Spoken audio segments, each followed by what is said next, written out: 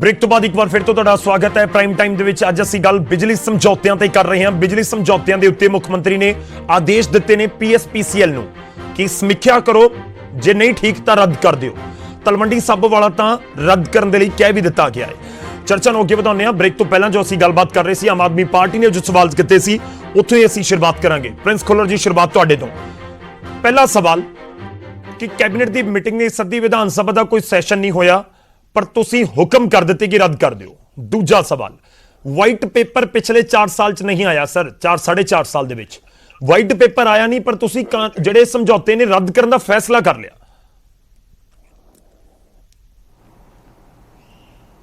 ਗੱਲ ਇਹ ਆ ਗੌਰਵ ਜੀ, ਇਹ ਆਮ ਆਦਮੀ ਪਾਰਟੀ ਵਾਲਿਆਂ ਦਾ ਕੰਮ ਆ ਰੌਲਾ ਪਾਉਣਾ। ਜਦੋਂ ਕੋਈ ਜਵਾਬ ਨਾ ਆਵੇ ਉਦੋਂ ਐਂਕਰ ਨੂੰ ਸਵਾਲ ਪੁੱਛ ਲੈਣੇ, ਦੂਜਿਆਂ ਨੂੰ ਕਰ ਲੈਣਾ।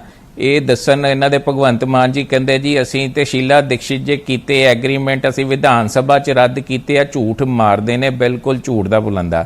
ਜਿਹੜੀ ਗੱਲ ਤੁਸੀਂ ਕਹੀ ਕੈਬਨਿਟ ਮੀਟਿੰਗ ਦੀ, ਆਲਰੇਡੀ ਪਿੱਛੇ ਕੈਬਨਿਟ ਮੀਟਿੰਗਸ ਹੋਈਆਂ ਨੇ, ਜਿਹੜੀ ਕਾਉਂਸਲ ਆਫ ਮਿਨਿਸਟਰਸ 'ਚ ਇਹ ਡਿਸਾਈਡ ਹੋ ਚੁੱਕਾ ਸੀ ਆਲਰੇਡੀ ਕਿ ਅਸੀਂ ਇਹਨਾਂ ਤੇ ਕੰਮ ਕਰਨਾ, ਜਿਹਦੇ ਅਧੀਨ ਅਸੀਂ ਕੋਰਟ 'ਚ ਵੀ ਗਏ। ਸਾਰਾ ਮੈਟਰ ਤੁਹਾਡੇ ਸਾਹਮਣੇ, ਆਪਾਂ ਆਲਰੇਡੀ ਇੱਥੇ ਡਿਬੇਟ ਕਰ ਚੁੱਕੇ ਆ, ਬਾਰ-ਬਾਰ ਉਹ ਗੱਲ ਕਰਨ ਦਾ ਕੋਈ ਫਾਇਦਾ ਨਹੀਂ।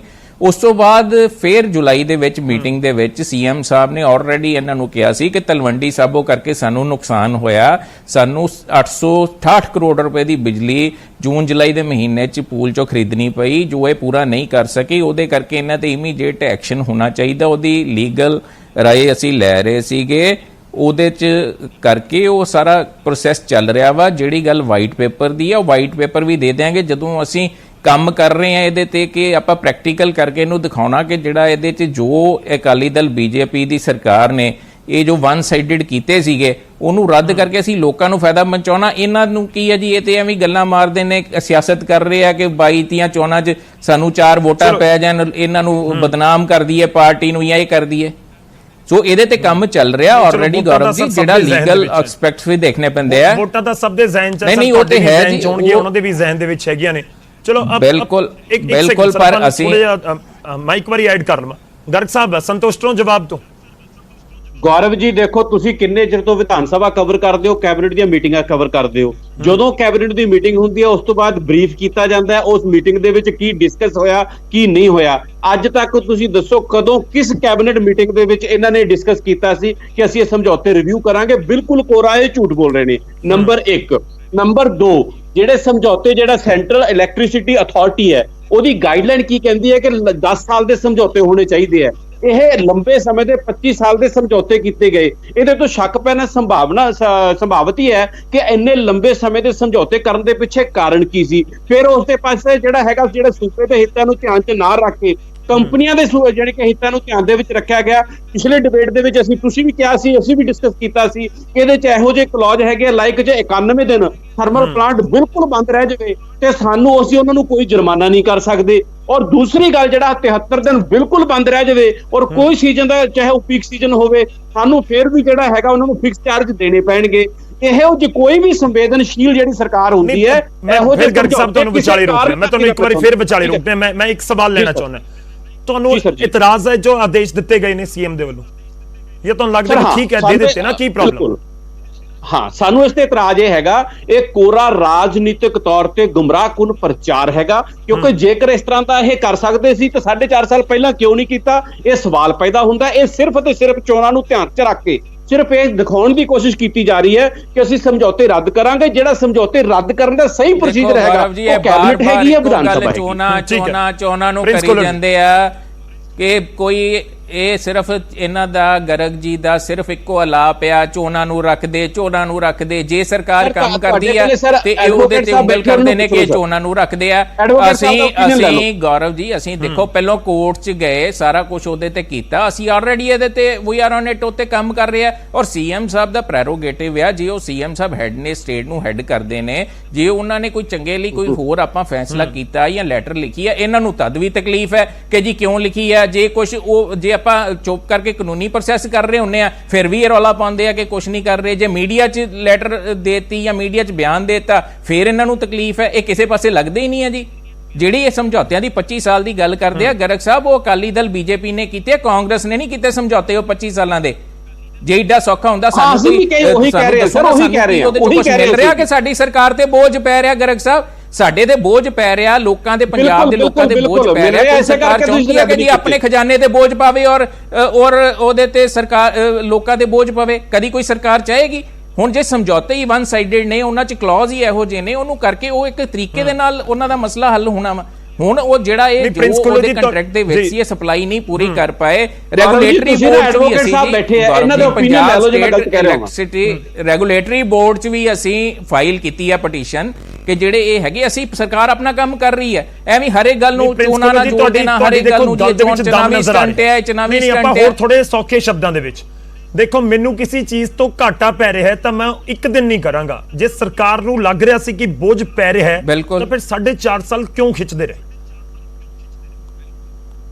ਗੌਰਵ ਜੀ, ਮੈਂ ਤੁਹਾਨੂੰ ਇਹ ਕਹਿ ਰਿਹਾ ਹਾਂ ਕਿ ਜਿਹੜੇ ਇਹਦੇ ਤੇ ਟਾਈਮ ਟੂ ਟਾਈਮ ਇਹਦੇ ਤੇ ਮੀਟਿੰਗਸ ਵੀ ਹੋਈਆਂ, ਅਸੀਂ ਕਰਦੇ ਰਹੇ ਹਾਂ, ਫਿਰ ਲੀਗਲ ਓਪੀਨੀਅਨਸ ਲਈਆਂ ਗਈਆਂ, ਅਸੀਂ ਕੋਰਟ ਗਏ, ਸੁਪਰੀਮ ਕੋਰਟ ਤੱਕ ਗਏ, ਸਾਰਾ ਕੁਝ ਤੁਹਾਡੇ ਸਾਹਮਣੇ ਆ, ਔਨ ਰਿਕਾਰਡ ਆ, ਕੋਈ ਸਰਕਾਰ ਨੇ ਲੁਕਾਇਆ ਨਹੀਂ। ਮੈਂ ਤੇ ਉਹੀ ਗੱਲ ਕਹਿ ਰਿਹਾ ਕਿ ਗਰਗ ਸਾਹਿਬ ਹਰ ਇੱਕ ਗੱਲ ਨੂੰ ਚੁਣਾਵੀ ਸਟੰਟ ਕਰੀ ਜਾਂਦੇ ਆ। ਕੋਈ ਸਰਕਾਰ ਆਪਣੇ ਤੇ ਬੋਝ ਪਾਏਗੀ? ਆਪਣੇ ਤੇ, ਔਰ ਸਭ ਤੋਂ ਪਹਿਲਾਂ ਤੇ ਆਪਣੇ ਲੋਕਾਂ ਤੇ।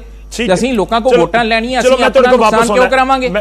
ਠੀਕ ਹੈ ਸਰ, ਆਪਣੇ ਨਾਲ ਸੀਨੀਅਰ ਵਕੀਲ ਨੇ, ਆਪਾਂ ਉਹਨਾਂ ਦਾ ਵੀ ਇੱਕ ਪੂਰਾ ਇਸ ਦੇ ਉੱਪਰ ਰਿਐਕਸ਼ਨ ਲਵਾਂਗੇ, ਪਰ ਉਸ ਤੋਂ ਪਹਿਲਾਂ ਧਾਰਨੀ ਸਾਹਿਬ ਕੁਝ ਕਹਿਣਾ ਚਾਹ ਰਹੇ ਨੇ। ਧਾਰਨੀ ਸਾਹਿਬ, ਸਾਰੀਆਂ ਉਂਗਲਾਂ ਘੁੰਮ ਕੇ ਤੁਹਾਡੇ ਵਾਲੇ ਪਾਸੇ ਹੋ ਜਾਂਦੀਆਂ ਨੇ ਕਿ ਦੇਖੋ ਅਕਾਲੀ ਦਲ ਨੇ ਸਮਝੌਤੇ ਕੀਤੇ ਸੀ, 10 ਸਾਲ ਕਰ ਸਕਦੇ ਆ, 25 ਸਾਲ ਕਰਤੇ, ਬੜੀਆਂ ਉਂਗਲਾਂ ਉੱਡਦੀਆਂ।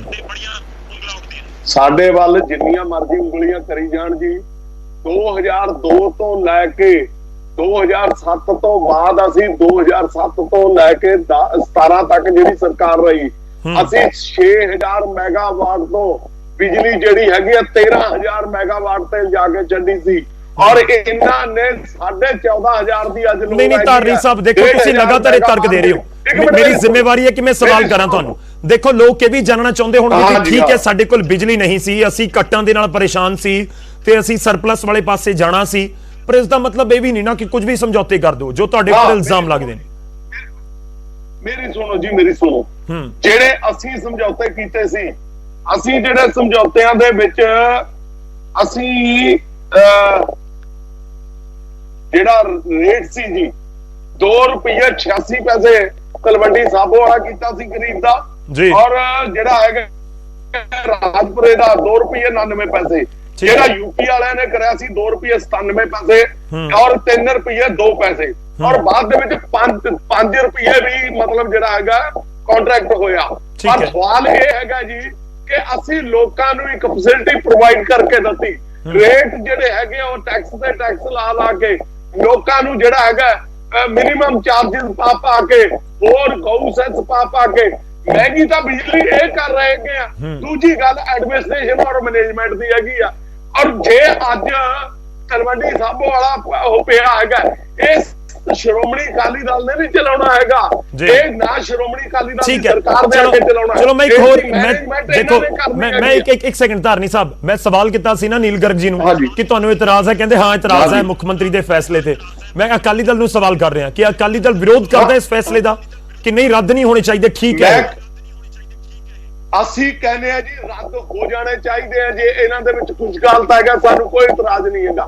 ਪਰ ਮੈਂ ਪਹਿਲਾਂ ਵੀ ਇੱਕ ਗੱਲ ਕਹੀ ਸੀ। ਨਹੀਂ ਸਰ, ਦੇਖੋ ਆਮ ਆਦਮੀ ਪਾਰਟੀ ਕਹਿ ਰਹੀ ਹੈ ਕਿ ਜੇ ਸਾਡੀ ਸਰਕਾਰ ਬਣੀ ਅਸੀਂ ਰੱਦ ਕਰ ਦੇਣੇ ਆ, ਕਾਂਗਰਸ ਨੇ ਆਲਰੇਡੀ ਰੱਦ ਕਰਨ ਵਾਲੇ ਪਾਸੇ ਕਦਮ ਵਧਾ ਦਿੱਤੇ ਨੇ। ਹੁਣ ਲੋਕ ਤੁਹਾਡੇ ਤੋਂ ਵੀ ਜਾਣਨਾ ਚਾਹੁੰਦੇ ਨੇ ਕਿ ਸ਼੍ਰੋਮਣੀ ਅਕਾਲੀ ਦਲ ਜੇ 2022 ਸੱਤਾ ਚ ਆਈ ਤਾਂ ਫਿਰ ਇਹਨਾਂ ਪੀਪੀਏ ਨੂੰ ਲੈ ਕੇ ਕੀ ਸਟੈਂਡ ਹੋਏ?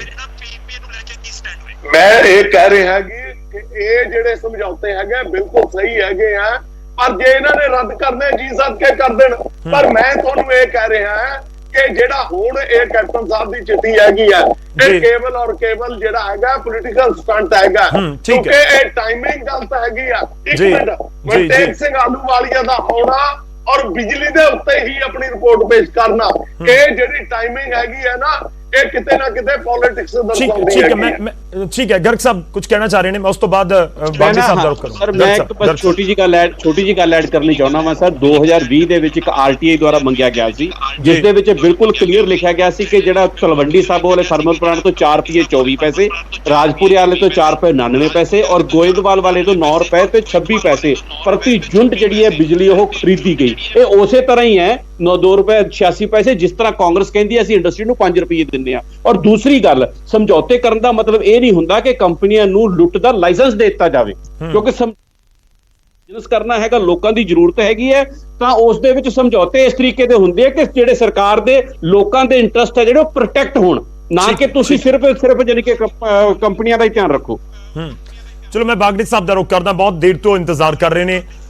ਬਾਗੜੀ ਸਾਹਿਬ, ਤੁਸੀਂ ਉਮੀਦ ਹੈ ਸਾਰਿਆਂ ਦੀ ਗੱਲ ਸੁਣੀ ਹੋਏਗੀ ਤੇ ਗਰਗ ਸਾਹਿਬ ਤੁਹਾਡੇ ਤੋਂ ਵੀ ਕੋਈ ਰਿਐਕਸ਼ਨ ਲੈਣਾ ਚਾਹੁੰਦੇ ਸੀ। ਇਸ ਵਿਚਾਲੇ ਲੋਕ ਵੀ ਜਾਣਨਾ ਚਾਹੁੰਦੇ ਨੇ ਕਿ ਵਾਕਈ ਕੈਬਨਿਟ ਦੀ ਮਨਜ਼ੂਰੀ ਇਸ ਦੇ ਲਈ ਜ਼ਰੂਰੀ ਹੋਏਗੀ, ਉਸ ਵਾਲੇ ਪਾਸੇ ਨੂੰ ਸੋਚਿਆ ਜਾਵੇ ਜਾਂ ਵਿਧਾਨ ਸਭਾ ਵਾਲੇ ਸੈਸ਼ਨ ਵਾਲੇ ਪਾਸੇ ਨੂੰ ਸਰਕਾਰ ਸੋਚੇ, ਜਾਂ ਜੋ ਮੌਜੂਦਾ ਸਮੇਂ ਸਰਕਾਰ ਨੇ ਫੈਸਲਾ ਲਿਆ ਕਿ PSPCL ਜਿਹੜਾ ਪੂਰਾ ਕਾਰਪੋਰੇਸ਼ਨ ਹੈ ਇੰਨਾ ਸਮਰੱਥ ਹੈ ਕਿ ਖੁਦ ਆਪਣੇ ਬੇਸ ਦੇ ਉੱਤੇ ਇਹ ਜਿਹੜੇ ਐਗਰੀਮੈਂਟਸ ਹੈ ਉਹ ਰੱਦ ਕਰ ਸਕਦਾ। ਫਸਟ ਆਫ ਆਲ ਇਹ ਗੱਲ ਕਲੀਅਰ ਹੋ ਜਾਣੀ ਚਾਹੀਦੀ ਹੈ, ਜਿਹੜਾ ਪਾਰਟੀ ਟੂ ਐਗਰੀਮੈਂਟ ਹੈ it's a PSPCL। in 2009 it was PSCV, now PSPCL in the same footing to that of the PSPCL. Being the government entity, when the party to the contract is this very PSPCL, what the government is to, it's not the contract under Article 299 where the governor of the Punjab has executed the government agreement with the parties. ਇਹ ਤਾਂ ਇੱਕ clear cut ਹੈ, ਜਿਹੜਾ party to the agreement ਹੈ ਉਹੀ ਜਾ ਕੇ ਜਿਹੜੀ agreement ਦੀਆਂ ਕਲੌਜ਼ ਨੂੰ ਚੈਲੰਜ ਕਰੇਗਾ ਨਾ ਜਾ ਕੇ, ਵੀ ਇਹਨਾਂ ਨੇ ਇਹ ਐਗਰੀਮੈਂਟ 'ਚ ਇਹਨਾਂ ਦੀ ਡਿਊਟੀ ਬਣਦੀ ਸੀ, they failed to perform these very duties, these may be the grounds for challenging that.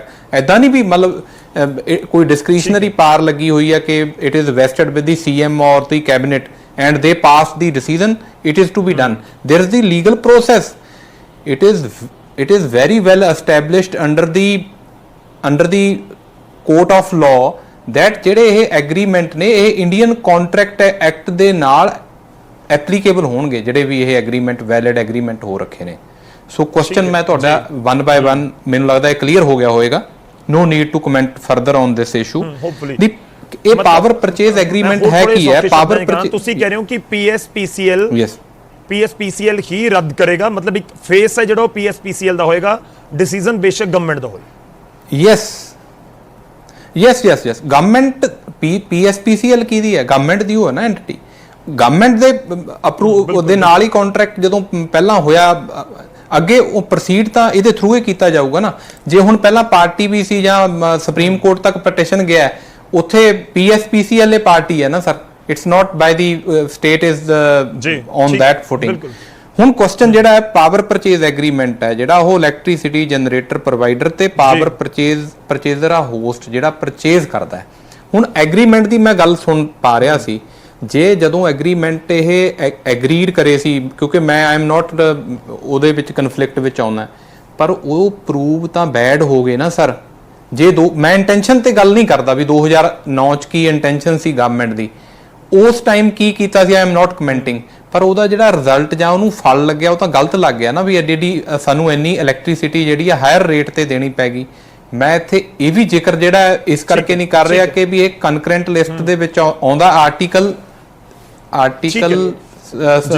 7th schedule ਦੇ ਵਿੱਚ ਕਨਕਰੈਂਟ ਲਿਸਟ ਦੇ ਵਿੱਚ ਆ, ਸਟੇਟ ਦੀਆਂ ਆਪਣੀਆਂ ਪਾਵਰਾਂ, ਸੈਂਟਰ ਦੀਆਂ ਆਪਣੀਆਂ ਪਾਵਰਸ ਨੇ, ਔਰ ਜਿਹੜੇ ਪ੍ਰਾਈਵੇਟ ਐਂਟੀਟੀਜ਼ ਨੂੰ ਲਾਇਸੈਂਸ ਦਿੱਤਾ ਸੈਕਸ਼ਨ 188 ਦੇ ਵਿੱਚ ਜਾ ਕੇ, ਇਲੈਕਟ੍ਰਿਸਿਟੀ ਐਕਟ 2003 ਦੇ ਵਿੱਚ ਜਾ ਕੇ ਰੂਲਸ ਦੇ ਅਕੋਰਡਿੰਗਲੀ ਜੇ ਪ੍ਰਾਈਵੇਟ ਪਲੇਅਰ ਨੂੰ ਲਾਇਸੈਂਸ ਦਿੱਤਾ ਸੀ, ਉਸ ਤੋਂ ਬਾਅਦ ਹੀ ਉਹ ਐਂਟੀਟੀ ਚ ਆਇਆ ਨਾ, ਉਹ ਆਪਣੀ ਕੈਪੈਸਿਟੀ ਚ ਆਇਆ ਜੇ ਉਹਦੇ ਕੋਲ ਲਾਇਸੈਂਸ ਸੀਗਾ ਐਗਰੀਮੈਂਟ ਕਰਨ ਦਾ।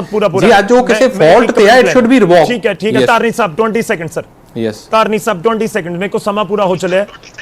ਬਾਗੜੀ ਸਾਹਿਬ ਤੁਹਾਡੀ ਗੱਲ ਪਹੁੰਚੀ ਹੈ ਪਰ ਉਸ ਦੇ ਉੱਤੇ ਰਿਐਕਟ ਕਰਨਾ ਚਾਹੁੰਦੇ ਨੇ ਤਾਰਨੀ ਜੀ।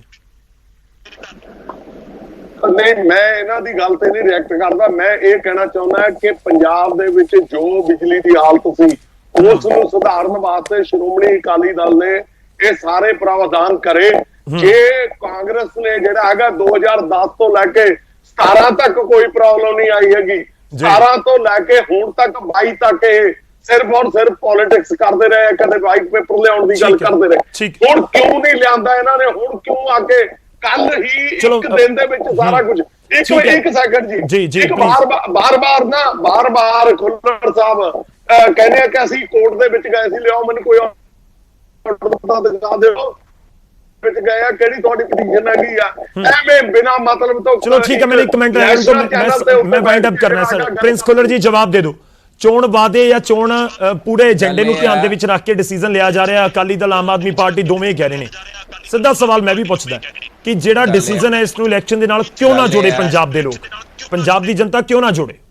ਨਹੀਂ ਗੌਰਵ ਜੀ ਦੇਖੋ, ਇਹਨੂੰ ਤੁਸੀਂ ਜਿਹਦੇ ਨਾਲ ਮਰਜ਼ੀ ਜੋੜੋ, ਅਸੀਂ ਲੋਕਾਂ ਲਈ ਕੰਮ ਕਰਨਾ। ਮੈਂ ਤੁਹਾਨੂੰ ਪਹਿਲਾਂ ਕਹਿ ਚੁੱਕਾ, ਐਡਵੋਕੇਟ ਸਾਹਿਬ ਨੇ ਵੀ ਤੁਹਾਨੂੰ ਗੱਲ ਸਪਸ਼ਟ ਕੀਤੀ ਆ ਕਿ ਜਿਹੜੇ ਕੋਈ ਇਹਦੇ ਚ ਲੀਗਲ ਲੂਪ ਹੋਲ ਸੀਗੇ, ਧਾਰਨੀ ਸਾਹਿਬ ਨੇ ਤੇ ਹੱਲੇ ਤੱਕ ਨਹੀਂ ਕਿਹਾ ਕਿ ਜੇ ਐਗਰੀਮੈਂਟ ਗੱਲ ਸੀ, ਕਿਉਂਕਿ ਇਹਨਾਂ ਦੀ ਮਿਲੀ ਭੁਗਤ ਹੈ। ਧਾਰਨੀ ਸਾਹਿਬ ਇਹ ਥੋੜੀ ਹੈ ਕਿ ਬਿਜਲੀ ਸਰਪਲਸ ਕਰਨ ਲਈ ਤੁਸੀਂ ਛਿੱਕੇ ਤੇ ਟੰਗਦੇ ਹੋ ਸਾਰਾ ਕੁਝ, ਲੋਕਾਂ ਦੇ ਗੱਲ ਵੜਦੇ ਹੋ, ਗੱਲਾਂ ਕਰੀ ਜਾਂਦੇ ਹੋ, ਤੁਸੀਂ ਅੱਜ ਵੀ ਝੂਠ ਬੋਲੀ ਜਾਂਦੇ ਹੋ। 17 ਤੱਕ ਤੁਹਾਡੀ ਸਰਕਾਰ ਰਹੀ ਹੈ, 10 ਸਾਲ ਤੁਸੀਂ ਜੋ ਕੀਤਾ ਵਾ ਲੋਕਾਂ ਦੇ ਸਾਹਮਣੇ ਆ। ਜੇ ਅੱਜ ਅਸੀਂ ਇਹ ਜਿਹੜੇ ਤੁਹਾਡੇ ਹੀ ਕੰਡੇ ਬੀਜੇ ਆ ਜਿਹੜੇ ਕੱਢ ਰਹੇ ਆ, ਸਾਨੂੰ ਔਖ ਹੋ ਰਹੀ ਹੈ ਇਹਨਾਂ ਨੂੰ ਕੱਢਣ 'ਚ। ਜੋ ਤੁਸੀਂ ਆਪਣੇ ਇੰਟਰਸਟ ਲਈ, ਆਪਣੇ ਫਾਇਦੇ ਲਈ ਜੋ 25 ਸਾਲਾਂ ਦੇ ਐਗਰੀਮੈਂਟ ਕੀਤੇ ਆ, ਪਹਿਲਾਂ ਕੀ ਲੋੜ ਸੀ? ਕੀ ਲੋੜ ਸੀ 25 ਸਾਲ ਦਾ ਕਰਨ ਦੀ? ਜੇ 10 ਸਾਲ ਹੁੰਦੀ ਸੀ 25 ਸਾਲ ਕਰਨ ਦੇ ਕੀ ਲੋੜ ਸੀ? ਸੋ ਤੁਹਾਡੀਆਂ ਠੱਗੀਆਂ ਜਿਹੜੀਆਂ ਤੁਸੀਂ ਮਾਰੀਆਂ ਨੇ ਨਾ, ਸਭ ਤੁਹਾਡੀਆਂ ਠੱਗੀਆਂ ਦਾ ਨਤੀਜਾ ਪੰਜਾਬ ਭੁਗਤ ਰਿਹਾ। ਚਲੋ ਸਤ ਹੈ ਸਰ, ਮੈਂ ਮਾਫੀ ਚਾਹੁੰਦਾ, ਮੈਂ ਵਿਚਾਲੇ ਰੋਕ ਰਿਹਾ, ਮੇਰੇ ਕੋਲ ਸਮਾਂ ਖਤਮ ਹੋ ਚੱਲਿਆ। ਸਾਰੇ ਮਹਿਮਾਨਾਂ ਦਾ ਬਹੁਤ-ਬਹੁਤ ਧੰਨਵਾਦ। ਪੀਪੀਏ ਦੇ ਉੱਤੇ ਇੱਕ ਵਾਰ ਫਿਰ ਤੋਂ ਅਸੀਂ ਗੱਲਬਾਤ ਕਰਨ ਦੀ ਕੋਸ਼ਿਸ਼ ਕੀਤੀ ਹੈ।